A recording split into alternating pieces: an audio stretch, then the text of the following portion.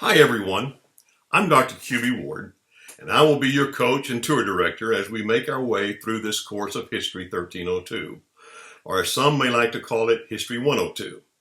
This course begins with the period immediately after the American Civil War, and will continue through another sad period in our American history, the murder of John F. Kennedy, and the social upheaval that erupted between the 1960s and the 1980s.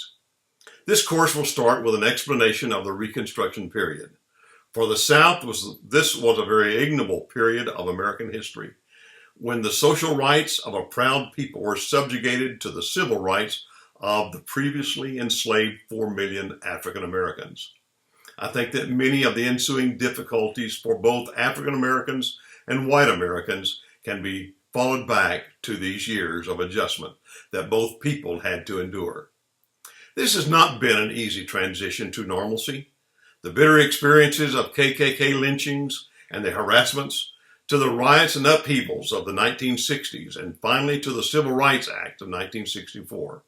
Also, as part of this dark part of American history is also the transitions and treatments that the American Indians experienced. Aside from the social unrest that the 1870s and forward, there were many great advances too. Business and industry grew and became the envy of the rest of the world. America had raw materials, land, and energy, and to these resources were added millions of immigrants searching for new opportunities and hope.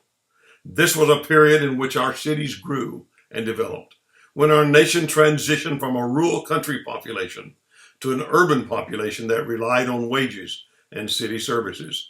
This was also a period of great technological innovations that propelled business and industry, a period when American education would lead us into the heights of research and depth of understanding.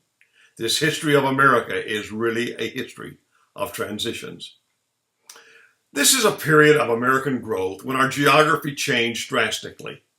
The Louisiana Purchase doubled our American landscape. The Mexican-American War added another third until our nation stretched from Atlantic to Pacific shores, and our sphere of influence never saw the setting of the sun. In this period, we fought England again, even Mexico, and then Spain, and then into two great world wars. And we can never forget the Korean conflict and the Vietnam disaster. Since Reconstruction, almost 10% of our time has been devoted to war. It was war that fueled our economy for much of this period, and war that fueled the military-industrial complex that President Eisenhower warned us against.